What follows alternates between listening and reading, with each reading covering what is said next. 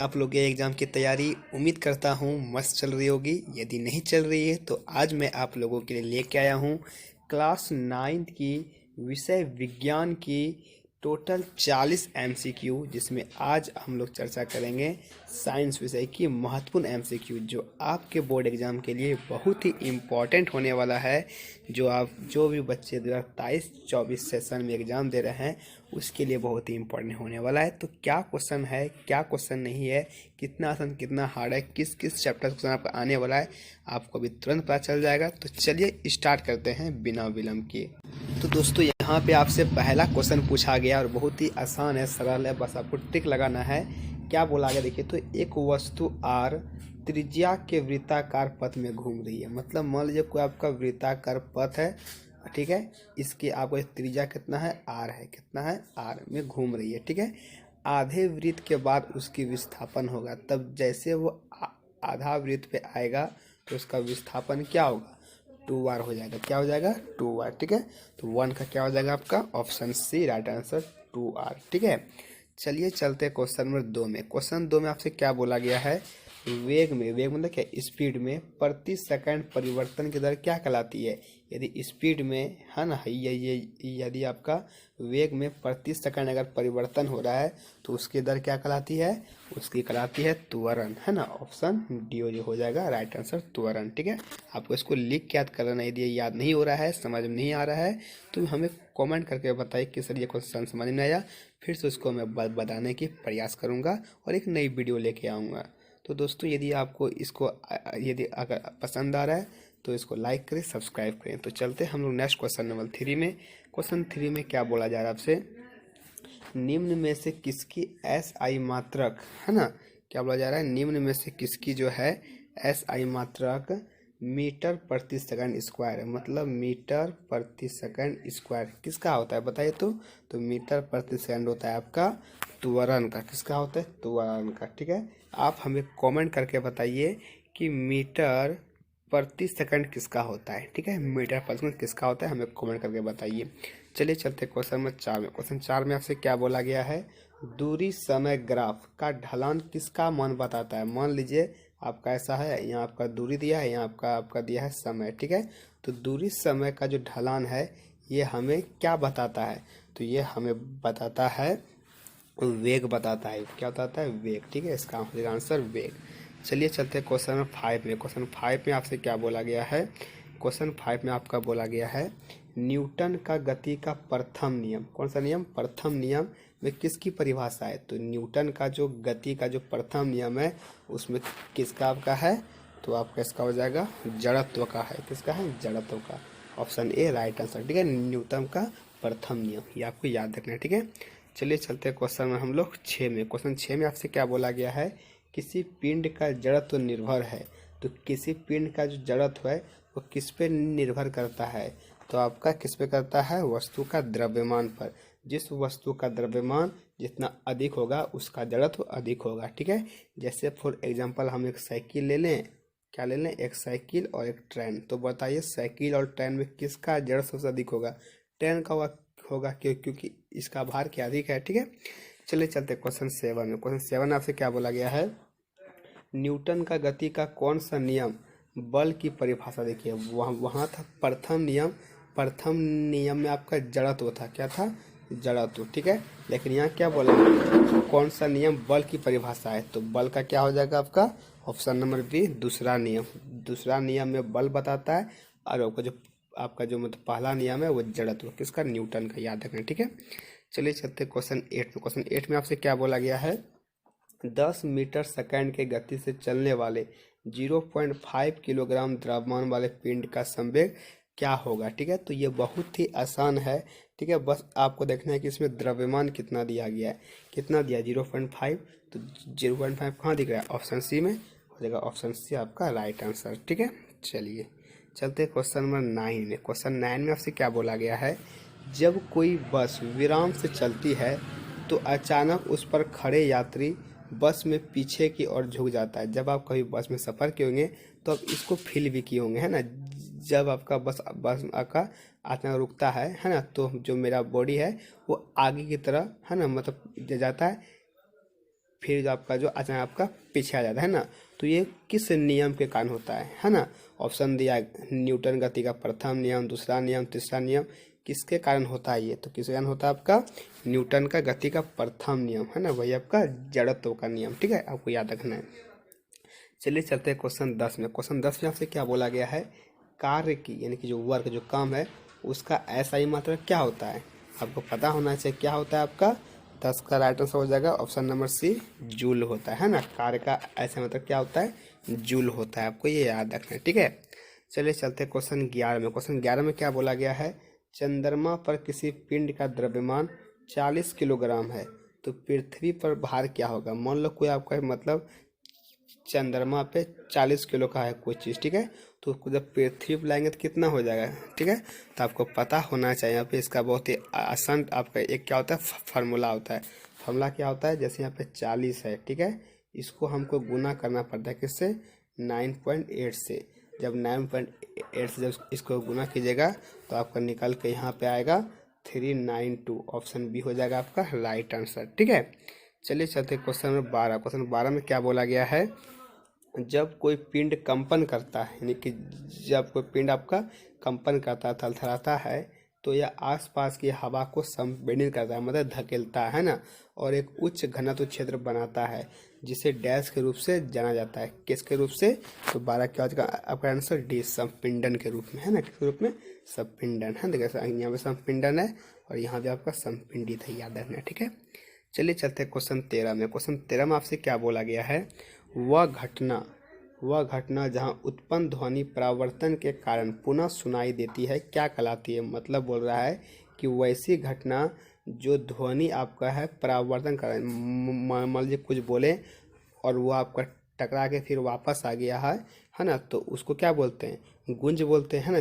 जब आप रूम में कुछ बोलते हैं तो गूंज के फिर आप ही को सुनाई देता है ना, उसको बोलते हैं गूंज। क्या बोलते हैं, गूंजता है आवाज़, है कि नहीं। चलिए चलते हैं क्वेश्चन 14 में। क्वेश्चन 14 आपसे क्या बोला गया है, निम्नलिखित में किस पदार्थ में कणों के बीच आकर्षण बल सबसे कम होता है। मान लीजिए आपका कण यहाँ पे, ठीक है, तो किसका जो है कण में आपका आकर्षण बल क्या होता है, सबसे कम होता है। आपको पता होना चाहिए सबसे अधिक होता है ठोस में, सबसे आपका अधिक किसमें होता है, ठोस में, लेकिन सबसे कम बल क्या होगा, हवा में। तो हवा का है यहाँ पर कार्बन डाइऑक्साइड, तो क्या हो जाएगा, carbon dioxide is the right answer. ये धुआं है, एयर है। ठीक है, चलिए चलते हैं क्वेश्चन 15 में। क्वेश्चन 15 से क्या बोला गया है, किस तापमान पर पानी जो है वो ठोस यानी कि सॉलिड में मिलेगा और तरल दोनों अवस्था में पाया जाता है। किस तापमान पर, तो आपको पता होना चाहिए 0 डिग्री सेल्सियस पे क्या होता है, हमें ठोस भी मिलता है यानी कि बर्फ भी बन जाता है और आपका लिक्विड में भी रहता है। क्या हो जाएगा, option A right answer 0 degree. ठीक है, बहुत ही इंपॉर्टेंट है। चलिए चलते क्वेश्चन 16 में। क्वेश्चन 16 से क्या बोला गया है, 100 ग्राम जल में 20 ग्राम चीनी मिलाया जाता है तो उस विलयन की सांद्रता प्रतिशत में, बहुत ही आसान है। जब भी आपको सांद्रता प्रतिशत ज्ञात करने बोले, आपको करना क्या है, जो चीज़ मिलाया जाता है उसको लिखो ऊपर, क्या लिखो ऊपर, ठीक है, और जो आपका दोनों ग्राम दिया उसको जोड़ो, 120 कितना हो गया 120, ठीक है, और उसको गुना कर दो 100 से। जब इसको मतलब कटा के लिखोगे तो आपका आ जाएगा 16/2/3, ठीक है, is the right answer. Okay, चलिए चलते हैं क्वेश्चन 17 में। क्वेश्चन 17 में क्या बोला गया है, घनत्व का ऐसा ही मात्रक होता है। देखिए ऐसा मात्रक सभी का आपको याद कर लेना है, 2-3 तो आएगा ही आएगा, पक्का है। ठीक है, तो घनत्व का ऐसा मात्रक कितना होता है आप ही बताइए। तो घन का आपका घनत्व का ऐसा ही मात्रक कितना होता है आपका, ऑप्शन नंबर सी घन मीटर होता है। क्या होता है, घन मीटर। आपको याद रखना है, घन मीटर मतलब मीटर, ये घन मीटर होता है। ठीक है, आपको याद रखना है। चलिए चलते हैं क्वेश्चन 18 में। क्वेश्चन 18 में क्या बोला गया है, दिए गए कौन गुणधर्म निलंबन का है। आपको पढ़ा है ना, निलंबन पढ़ा है, बोलता है यह समांगी मिश्रण है। सही बात है, ये क्या है, समांगी है। ठीक है, यह टिंडल प्रभाव नहीं दर्शाता है। सही बात है, ये जो आपका निलंबन है ये टिंडल प्रभाव दर्शाता नहीं है। ठीक है, यह एक विषमांगी मिश्रण नहीं, यह एक विषमांगी नहीं है, क्या है, समांगी मिश्रण।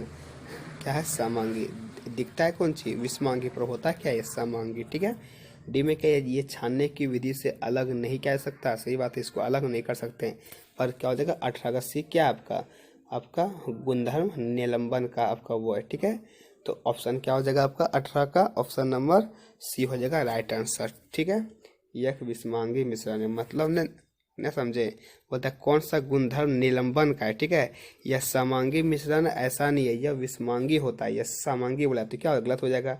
यह टिंडल प्रभाव नहीं दर्शाता है, नहीं, यह टिंडल प्रभाव दर्शाता है, ठीक है, ये गलत बोला है, ठीक है। और आपका यह एक विषमांगी मिश्रण, सही बात है, यह क्या है, विषमांगी मिश्रण है, ठीक है, ये आपका सही बोला। ऑप्शन डी क्या है, ये छानने की विधि द्वारा अलग नहीं कर सकते, इसको हम छान के अलग कर सकते हैं, ठीक है, किसको, निलंबन को, याद रखना है। तो इसका आपका मतलब क्या हो जाएगा, यह एक विषमांगी मिश्रण है, यहाँ सही बोला है, ठीक है। चलिए चलते हैं क्वेश्चन 19 में। क्वेश्चन 19 में आपसे क्या बोला गया है, कपूर और नमक के मिश्रण को किस विधि द्वारा अलग कर सकते हैं। मान लीजिए कपूर और नमक आपका मिलाव है, ठीक है, उसको हम कैसे अलग कर सकते हैं, उसको हम ऊर्ध्वपातन द्वारा अलग कर सकते हैं। ऑप्शन ए हो जाएगा राइट आंसर, ऊर्ध्वपातन, ठीक है। चलिए चलते हैं हम लोग क्वेश्चन नंबर 20 में। क्वेश्चन 20 में आपसे क्या बोला गया है, द्रव्यमान संख्या बराबर होता है। तो पता है आपको, जो आपका कोई मान लीजिए आपका कण है, ठीक है, ठीक है, तो वो जो आपका मतलब परमाणु है, उसका बीच में क्या होता है, द्रव्यमान होता है, जो भी भार होता है। और आपको पता है कि आपका आपका केंद्र में क्या होता है, आपका मतलब जो आपका परमाणु है, परमाणु के बीच में क्या होता है, प्रोटॉन और न्यूट्रॉन होता है। इलेक्ट्रॉन तो क्या करता है, चक्कर लगाता है, ठीक है। तो प्रोटॉन न्यूट्रॉन की संख्या के बराबर, तो कहाँ दिख रहा है आपको, ऑप्शन बी में है ना, प्रोटॉन और न्यूट्रॉन की संख्या के बराबर होता है द्रव्यमान, ठीक है, आपको याद रखना है। चलिए चलते हैं क्वेश्चन 21 में। 21 में क्या बोला गया है, NH3 का आणविक द्रव्यमान क्या होता है।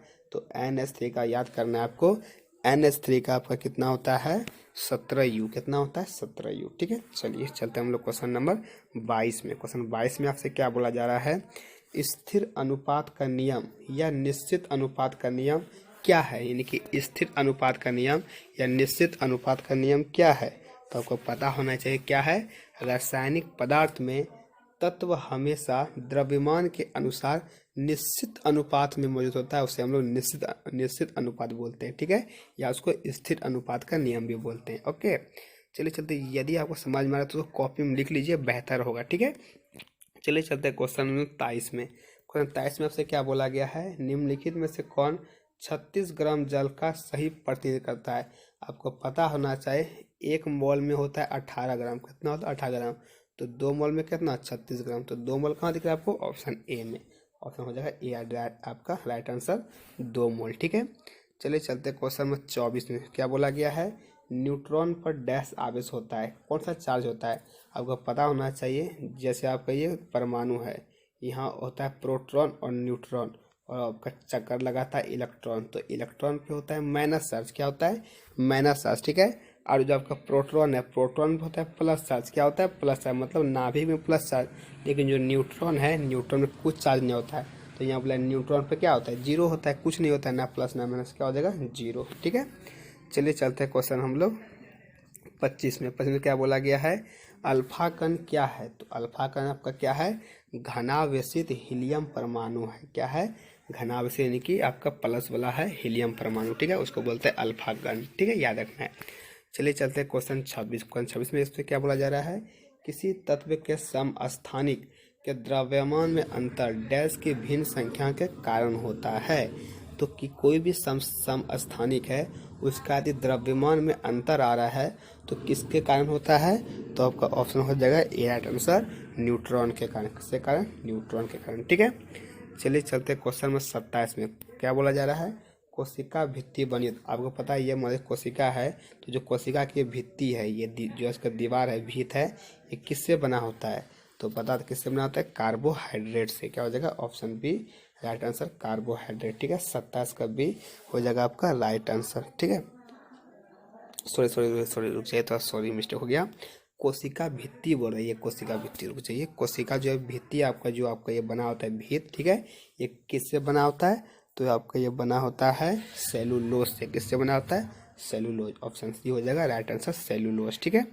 चलिए चलते क्वेश्चन 28 में। क्वेश्चन 28 में आपसे क्या बोला गया है, निम्नलिखित में से किस कोशिकांग को अपना डीएनए और अपना राइबोसोम होता है, किसका होता है, प्लास्टिड का, प्लास्टिड का क्या होता है, प्लास्टिड हम लोग में नहीं पाया, प्लास्टिड पेड़ पौधे में, ठीक है, उसका अपना डीएनए और अपना राइबोसोम होता है, ठीक है। चलिए चलते क्वेश्चन 29 में। क्वेश्चन 29 में आपसे क्या बोला गया है, किसी कोशिका में 16 क्रोमोसोम है, कितना है, 16, ठीक है, 16 क्रोमोसोम है और उस कोशिका में अर्धसूत्री, उसमें क्या आधा आधा होता है, ठीक है। तो उसके जो फलस्वरूप जो आपका बच्चा पैदा होगा, संतति होगा, उसमें कितना क्रोमोसोम होगा। तो बोला क्या, अर्धसूत्री, अर्ध में क्या होता है, आधा जाता है। तो 16 क्रोमोसोम है, 16 का क्या हो जाएगा आधा, 8 हो जाएगा, है ना। क्या हो जाएगा, option A right answer. Okay, चलिए चलते हैं क्वेश्चन नंबर 30 में। क्वेश्चन 30 में क्या बोला गया है, दिया गया चित्र किस उत्तक का है। तो जो आपको यहाँ पे ये चित्र आपको दिख रहा है, ये किसका है, ये पैरेनकाइमा का है। किसका है, पैरेनकाइमा। कहाँ दिख रहा है आपको, ऑप्शन ए हो जाएगा राइट आंसर, पैरेनकाइमा, ठीक है। चलिए चलते हैं क्वेश्चन 31 में। क्वेश्चन 31 में आपसे क्या बोला जा रहा है, बादाम का जो छिलका होता है, किसका छिलका, बादाम का छिलका, वो किस उत्तक का बना होता है। तो बादाम का छिलका बना होता है कोलेनकाइमा। कहाँ दिख रहा है आपको, ऑप्शन सी, अच्छा स्क्रीन कैमा, क्या होगा, स्क्रीन कैमा, ऑप्शन सी। सॉरी, तो मिस्टेक हो रहा है क्योंकि थोड़ा सा अभी जल्दबाजी में थोड़ा मिस्टेक हो रहा है, तो ध्यान समझिए, ठीक है। तो 31 का हो जाएगा सी, जो बादाम का छिलका होता है वो स्क्लेरेकाइमा बनता है। किससे बनता है, स्क्लेरेकाइमा, ठीक है। चलिए चलते हैं क्वेश्चन नंबर 32 में। 32 में क्या बोला जा रहा है, मांसपेशियों को अस्थियों से जोड़ने वाला संयोजी ऊतक लगता है। मतलब बोल रहा है कि मान लीजिए आपका मांस जो है वो हड्डी से जुटा है, ठीक है। तो उसको हम लोग क्या बोलते हैं, उसको हम लोग बोलते हैं कंडरा। क्या बोलते हैं, कंडरा बोलते हैं। क्या बोलते हैं, कंडरा। लेकिन जब हड्डी से जुड़ा होता है तो उसको हम लोग बोलते हैं स्नायु। क्या बोलते हैं, स्नायु, उसको बोलते हैं स्नायु, ठीक है। जब आपका अस्थि से जुड़ा होगा तब स्नायु, लेकिन मांसपेशी को अस्थि से बोला है तो क्या होगा, कंडरा, ठीक है। आपको याद रखना है। चलिए चलते हैं क्वेश्चन नंबर 33 में। क्या बोला जा रहा है, जीवों का वर्गीकरण के लिए सर्वाधिक मूलभूत लक्षण क्या हो सकता है। कोशिका का बनावट, यानी संरचना, है ना। क्या हो जाएगा, उनकी कोशिका संरचना आपका मूलभूत होता है लक्षण किसी भी जीवों को बांटने के लिए, ठीक है। चलिए चलते हैं क्वेश्चन नंबर 34 में। 34 में कहाँ गया, यहाँ, है ना। चलिए यहाँ क्वेश्चन में आपका 34 में है, क्या बोला जा रहा है, नील हरित शैवाल किस वर्ग में आता है। तो नील हरित जो आपका शैवाल है वो किस में आता है, ऑप्शन नंबर ए मोनेरा में। किस में आता है, मोनेरा में, ठीक है। आपको याद रखनी है। चलिए चलते हैं क्वेश्चन हम लोग 35 में। क्वेश्चन 35 में आपसे क्या बोला जा रहा है, जंतु जगत का सबसे बड़ा संघ कौन सा है। तो जंतु जगत का सबसे बड़ा संघ जो है, यूनिटी जो है आपका, किंगडम जो है वो कौन सा होता है, 35 हो जाएगा बी आंसर, है ना, आर्थ्रोपोडा। क्या होता है, आर्थ्रोपोडा हो जाएगा राइट आंसर, ठीक है। चलिए चलते हैं क्वेश्चन नंबर 36 में। 36 में क्या बोला जा रहा है, दिए गए कौन से रोग वायरस से होता है। देखो कोरोना किससे होता है, वायरस से। तो क्या हो जाएगा, option D right answer, corona, ठीक है। लोग सबको भूल गए कोरोना को। चलिए चलते हैं क्वेश्चन 37 में। क्या बोला जा रहा है, संक्रामक रोग का उदाहरण है। संक्रामक रोग मतलब जो छूने से अब क्या होता है, फैलता है, ठीक है। पोलियो ऐसा कोई बात नहीं, कैंसर नहीं, क्षय रोग, हाँ क्षय रोग जो आपका है वो छूने से बढ़ता है, ठीक है। वो क्षय रोग हो जाएगा आपका राइट आंसर, ठीक है। चलिए चलते क्वेश्चन 38 में। क्या बोला जाए आपसे, ग्रीन हाउस गैस है। ग्रीन हाउस गैस मतलब जिससे लगातार क्या हो रहा है, आपका विश्व उष्ण बढ़ रही है ना, ग्लोबल वार्मिंग हो रही है। कौन सा गैस है, ग्रीन हाउस गैस है। तो ग्रीन हाउस गैस कौन सा है, कार्बन डाइऑक्साइड मतलब CO2, है ना, ऑप्शन सी हो जाएगा राइट आंसर। चलिए चलते हैं क्वेश्चन नंबर 39 में। 39 में क्या बोला जा रहा है, दिए गए पोषक पदार्थ में पौधों के लिए कौन बृहत पोषक पदार्थ है, यानी कि पौधों के लिए कौन सा अधिक मतलब पोषक तत्व आपका जरूरत पड़ता है, किसका, नाइट्रोजन का। और आपका वायुमंडल में भी क्या है, नाइट्रोजन अधिक है, कितना है 78%। क्या हो जाएगा, ऑप्शन ए आंसर नाइट्रोजन, ठीक है। चलिए चलते हैं क्वेश्चन 40 में, आज का लास्ट क्वेश्चन। क्या बोला जा रहा है, वायुमंडल में पाए जाने वाले ऑक्सीजन के विषैले अणु को क्या कहते हैं। मान लीजिए कि वायुमंडल में जो ऑक्सीजन का जो विषैला अणु पाया जाता है, देखिए O2 हमारे लिए सही है, पर यदि O3 है वो हमारा क्या विषैला है। O3 मतलब क्या, ओजोन। क्या हो जाएगा, ओजोन राइट आंसर, ठीक है। चलिए यहाँ आपका खत्म होता है, मिलते हैं हम लोग नेक्स्ट वीडियो में। तब तक के लिए जय हिंद, जय भारत, जय झारखंड, टेक केयर।